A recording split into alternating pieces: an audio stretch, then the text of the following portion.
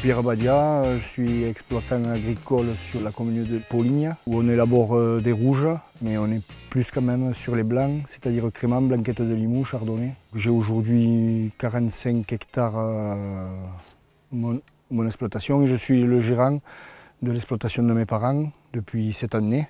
Et en plus de ça, je fais de l'entreprise, mais essentiellement en machine à vendanger. Tout ça représente 150 hectares.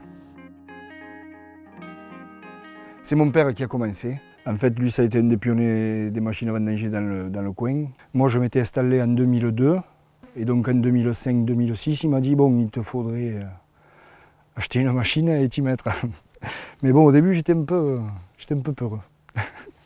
Et puis après, notre salarié, c'est lui qui m'a tout enseigné, José. Et j'ai commencé comme ça, donc j'ai commencé avec une bleue, moi, pendant un an avec un petit modèle. Ensuite, j'ai basculé sur un modèle un peu plus gros. Après la campagne, ils avaient fait le devis pour... Et quand il m'a téléphoné un mois après, le chef d'atelier, il me dit, t'es assis? J'ai dit, pourquoi? Ben, il va te falloir une chaise, il me dit. Il avait un accent un peu. Il y en avait pour plus de 10 000 € de réparation. Et j'ai répondu, ben, t'as une chaise? Il me dit, pourquoi tu me dis ça? Je change de marque, j'ai dit, voilà. Donc j'ai acheté ma première 152 il y a maintenant 15 ans. Je l'ai gardé 4 campagnes. Ensuite j'ai eu une première G8 que j'ai gardé 4 campagnes.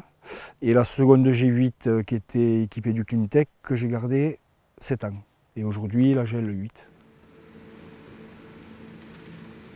Et au niveau du confort de conduite, quand on passe, moi ça m'arrive de faire quand même des journées de 17 heures. Ouais, autant être bien. Au niveau insonorisation, au niveau poste de conduite, ça a évolué, c'est impressionnant. Si je me règle les tapis à, je sais pas moi, entre 130 et 150, la machine va tourner entre 1500 et 1600 tours. Et bien, j'ai même fait des pentes à 30%, là. Même plein à 80%, les bacs, elles montaient comme s'il n'y avait rien. À 5 à l'heure. Ah, le nettoyage, franchement, si je mets une grosse demi-heure, et même, je crois que je ne les mets pas. Tous les petits plus qui ont été mis pour débrider toutes les plaques inox et tout ça, c'est un gain de temps. On enlève toutes les branches, et après, ouais, franchement, là, elle est au top. Hein.